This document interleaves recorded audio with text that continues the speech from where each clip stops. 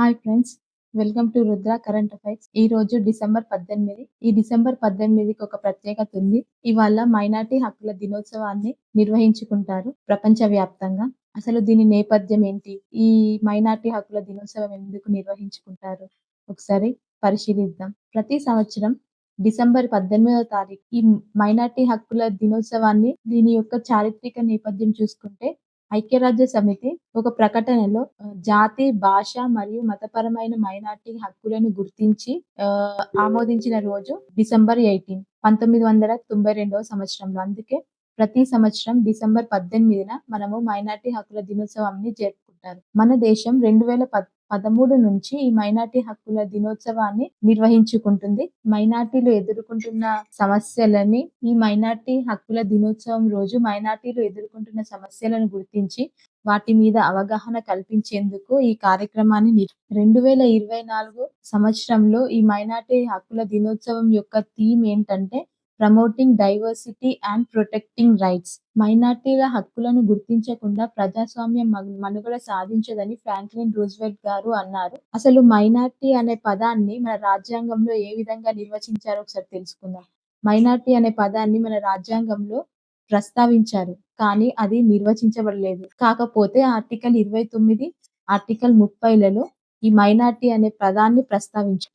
ఇప్పుడు మనం జాతీయ మైనార్టీ కమిషన్ గురించి ఒకసారి తెలుసుకుందాం. జనవరి 12, 1978లో కేంద్ర ప్రభుత్వం ఒక ఆదేశం ద్వారా ఈ జాతీయ మైనార్టీ కమిషన్ ను ఏర్పాటు చేసింది. తర్వాత ఇది అమల్లోకి వచ్చింది మాత్రం 1979 నుంచి. తర్వాత కాలంలో 1992లో పార్లమెంట్ ఒక చట్టం ద్వారా చట్ట ప్రతిపత్తిని కల్పించారు ఈ మైనార్టీ కమిషన్ కి. మైనార్టీ కమిషన్ లో మొత్తం 7 సభ్యులుంటారు. ఒక చైర్మన్, ఒక వైస్ చైర్మన్ మరియు 5 సభ్యులుంటారు. మొత్తం అందరూ కలిపి 7. వీళ్ళ పదవీ కాలం 3 సంవత్సరాలు.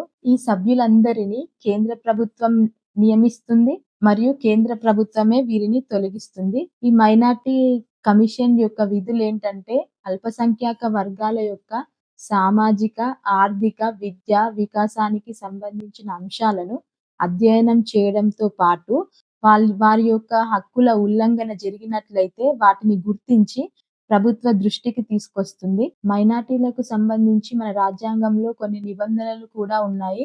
ఉదాహరణకి నిబంధన 29, 30. ఇందులో మైనార్టీలకు సంబంధించి విద్య, సంస్కృతి, వారి యొక్క భాష, మతము అలాంటి వాటి మీద వివక్షత చూపరాదు అని చెప్తారు.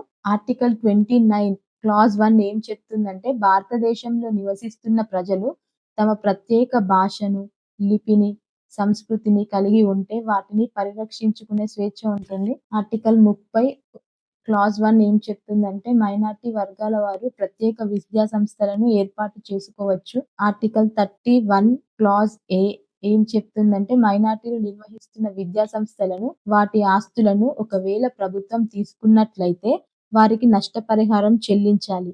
ఈ క్లాజ్ని మన రాజ్యాంగంలో 44వ రాజ్యాంగ సవరణ ద్వారా 1978లో చేర్చారు. ఆర్టికల్ 32 ఏం చెప్తుంది అంటే ప్రభుత్వం ఆర్థిక సహాయం అందజేసే సమయంలో విద్యా సంస్థలను ఇవి అల్పసంఖ్యాక విద్యా సంస్థలు, ఇవి అధిక సంఖ్యాక విద్యా సంస్థలు అనే వివక్షత చూపరాదు అని చెప్తుంది. మైనార్టీలను సాధారణంగా కేంద్ర ప్రభుత్వము వర్గీకరించదు. మైనార్టీలను వర్గీకరించడానికి రాష్ట్రమే ప్రాతిపదికగా తీసుకోవాలని సుప్రీంకోర్టు వ్యాఖ్యానించింది. ఎందుకు అంటే ఒక్కొక్క రాష్ట్రంలో ఒక్కొక్క విధమైన మైనార్టీలు ఉంటారు. ఉదాహరణకి మన రాష్ట్రంలో గుజరాతీలు భాషాపరమైన మైనార్టీలు, అలా రాష్ట్రాన్ని బట్టి మారుతుంటుంది. అసలు ఇప్పుడు మైనార్టీలు ఏ విధంగా వర్గీకరించబడతారో మనం ఒకసారి తెలుసుకుందాం. మైనార్టీలను మనం 2 విధాలుగా వర్గీకరించవచ్చు. ఒకటి భాషాపరమైన మైనార్టీలు, రెండవది మతపరమైన మైనార్టీలు. భాషాపరమైన మైనార్టీలు అంటే రాష్ట్రాన్ని బట్టి మారుతుంటారు. ఉదాహరణకి మన రాష్ట్రంలో మరాఠీ వాళ్ళు భాషాపరమైన మైనార్టీలు, గుజరాతీలు భాషాపరమైన మైనార్టీలు, కన్నడిగులు భాషాపరమైన మైనార్టీలు అలా. రెండోది మతపరమైన మైనార్టీలు. ఈ మతపరమైన మైనార్టీలు దేశాన్ని కేంద్ర ప్రభుత్వం గుర్తిస్తుంది. ఉదాహరణకి ముస్లిమ్స్, క్రిస్టియన్స్, సిక్కులు, బౌద్ధులు, పార్సీ, జైనులు మొత్తం 6 మతపరమైన మైనార్టీలు ఉన్నాయి. 2011 సెన్సస్ ప్రకారం అధిక సంఖ్యలో ఉన్న మతపరమైన మైనార్టీలు ఎవరు అంటే ముస్లిమ్స్. 14.2% ఉన్నారు. రెండో స్థానంలో క్రిస్టియన్స్ ఉన్నారు 2.3%. మూడో స్థానం సిక్కులు 1.7%. 4 బౌద్ధులు 0.7%, పార్సీలు 0.06%, జైనులు 0.4%. ఈ జైనులను 2014లో వాళ్లకు మతపరమైన మైనార్టీ హోదాను కల్పించారు. మరియు మైనార్టీల గురించి మన రాజ్యాంగంలో ఆర్టికల్ 350 ఏ ఆర్టికల్ కూడా చెప్తుంది అంటే బాలలకు మాతృభాషలోనే విద్యా బోధన చేయాలి అని. 350B ఏం చెప్తుంది అంటే భాషాపరమైన అల్పసంఖ్యాక వర్గాల ప్రయోజనాలకు వారి యొక్క పరిరక్షణకు ప్రత్యేక అధికారిని నియమించాలి. భాషాపరమైన అల్పసంఖ్యాక వర్గాలంటే ఇదివరకు చెప్పినట్టు మన రాష్ట్రంలో అయితే మరాఠీలు, గుజరాతీలు, కన్నడిగులు మొదలగువారు.